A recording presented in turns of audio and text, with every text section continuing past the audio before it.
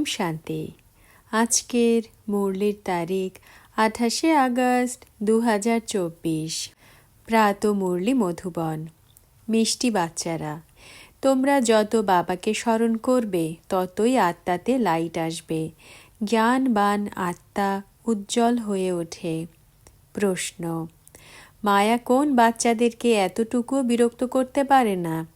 উত্তর: যারা সুপরিপক্ক যোগী হয়, যারা যোগবলের দ্বারা নিজের সব কর্মেন্দ্রিয়কে শীতল করেছে, যারা যোগে থাকারই পরিশ্রম করে, মায়া তাদের এতটুকু বিরক্ত করতে পারে না। যখন তোমরা বলিষ্ঠ যোগী হয়ে যাবে তখন সুযোগ্য হবে। সুযোগ্য হওয়ার জন্য সর্বাগ্রে পিওরিটির দরকার। ধারণার জন্য মুখ্য সার। প্রথম পয়েন্ট: এখন উত্তম পুরুষ হওয়ার জন্য স্মরণের শক্তির দ্বারা আত্মাকে পবিত্র করতে হবে। কর্মেন্দ্রিয়ের দ্বারা কোনো বিকর্মই করতে নেই। দ্বিতীয় পয়েন্ট: জ্ঞানবান হয়ে আত্মাদের জাগরিত করার সেবা করতে হবে। আত্মারূপী জ্যোতিতে জ্ঞান যোগের ঘৃত ঢালতে হবে। শ্রীমতের আধারে বুদ্ধিকে স্বচ্ছ করতে হবে।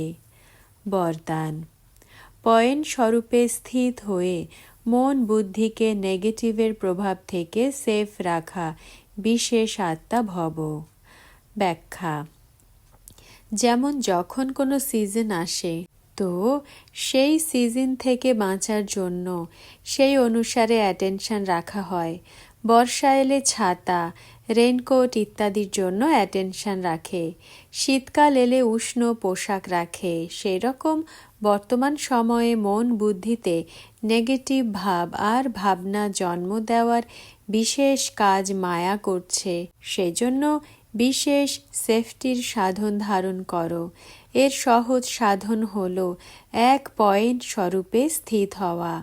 আশ্চর্য আর কোয়েশ্চেন মার্কের পরিবর্তে বিন্দু লাগানো অর্থাৎ বিশেষ আত্মা হওয়া।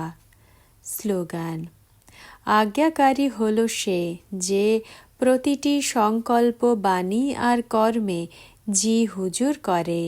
ওম শান্তি।